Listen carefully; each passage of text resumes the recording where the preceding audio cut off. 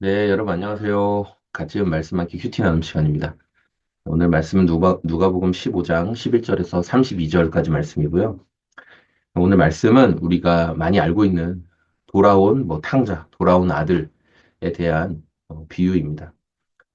아들이 두 명이 있었는데 이 아버지가 좀 부자고 좀 지위가 있는 분이었던 것 같은데 이분에게는 두 명의 아들이 있었습니다. 그런데 이 작은 아들이 아버지에게 아버지 재산 가운데서 내게 돌아올 몫을 내게 주십시오라고 얘기했던 거예요. 그러니까 아버지가 아직 돌아가시기 전인데 자기가 아버지 돌아가시면 받게 될그 유산 있잖아요.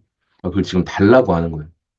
그러니까 이런 말을 했다는 것 자체가 사실 유대 사회에서는 쉽게 받아들일 수 없는 굉장히 무례하고 굉장히 아들 악한 자녀죠. 그러니까 생각이 없는 녀석인 거죠. 그런데 아버지가 그렇게 해주었다는 거예요. 살림을 미리 정리해서 이 둘째 아들이 받아야 될 유산의 몫을 미리 땡겨서 줬다는 거죠.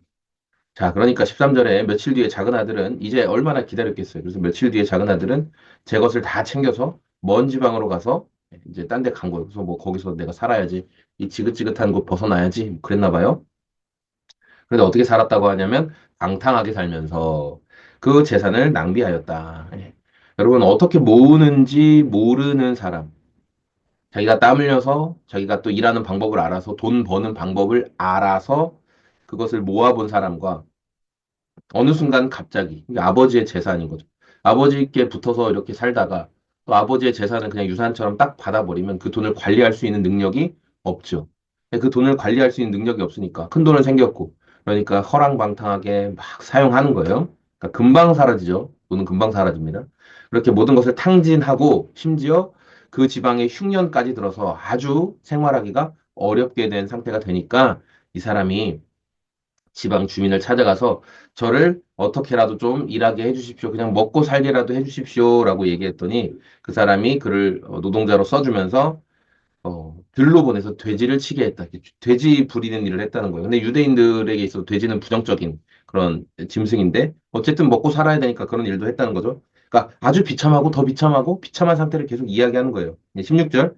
그는 돼지가 먹는 쥐염 열매라도 먹고 배를 채우고 싶은 심정이었으나 그에게 먹을 것을 주는 사람은 없었다. 이 쥐염나무 열매라고 해서 사람이 뭐 먹기에는 뭐 잘 먹지도 않는 그러한 열매라도 먹고 내가 연명해야지라고 생각을 했던 거죠.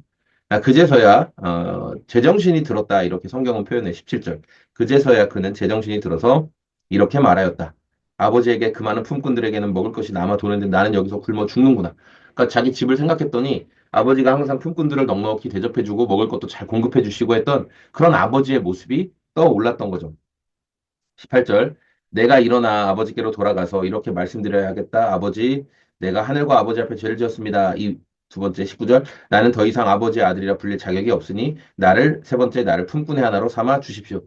이제 아들이 계속 연습한 세 가지 말이 있어요. 내가 하늘과 아버지께 죄를 지었습니다. 나는 더 이상 아버지의 아들이라 불릴 자격이 없습니다. 나를 품꾼의 하나로라도 생각해서 좀 먹고 살게라도 해주십시오. 세 가지를 계속 되뇌인 거예요.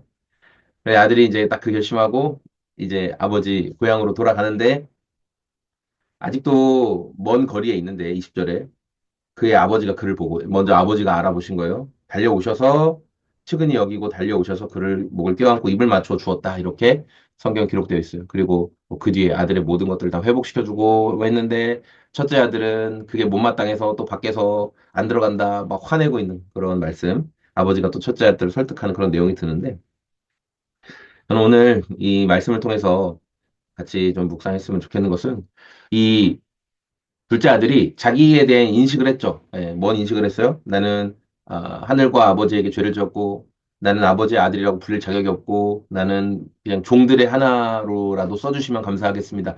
이렇게 자기 인식을 했는데 우리가 볼 때 되게 정당한 것 같아요. 그래, 이 못된 놈, 아버지의 유산을 먼저 끌어다 쓰는 이 아주 패륜적인 놈 이렇게 생각이 들고 너는 죄인이다 그렇게 생각이 들지만 이것은 제대로 된 자기 인식이 아니다라는 거예요.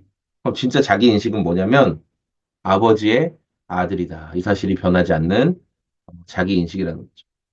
그러니까 예수님께서 이 비유를 왜 말씀하셨냐면 종교 지도자들이 그러니까 첫째 아들 같은 종교 지도자들이 둘째 아들 같은 이방인들, 죄인들 그들이 돌이켜 아버지에게 용납받는 것을 보고 불만, 불평, 어떻게 저렇게 산 인간들을, 어떻게 저렇게 죄로 인해 가득 찬 인간들을 하나님이 구원해 주신단 말이냐, 그들에게 구원의 손길이 베풀어진단 말이냐, 그 말이 너무 싫었던 거죠.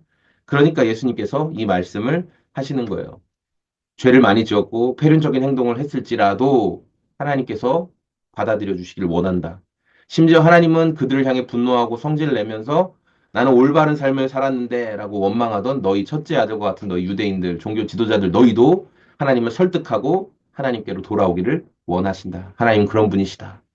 앞서 잃은 동전, 잃은 양, 이 비유를 쭉 하시면서 세 번째 되찾은 아들에 대한 비유를 하시는 말씀은 뭐냐? 하나님은 설득하시고 하나님은 구원받기를 원하신다. 하나님이 베푸신 구원의 손길을 붙잡고 하나님 품 안으로 돌아오기를 원하시는 분이시다라는 말씀을 하고 계십니다. 오늘 저와 여러분들이 이 둘째 아들이 자기를 인식한 것처럼 나는 죄인이고 나는 한심하고 나는 별 볼 일 없고 나는 아버지의 아들이라 불릴 자격이 없고 얼마든지 이야기를 할 수 있지만 그러나 본질은 뭐다? 내가 아들이다. 하나님이 나를 구원해 주시고 자녀 삼아 주셨다라는 이 믿음 안에서 오늘 살아갈 수 있는 저와 여러분의 오늘이 다 되시기를 소망합니다. 네, 고맙습니다. 안녕히 계세요.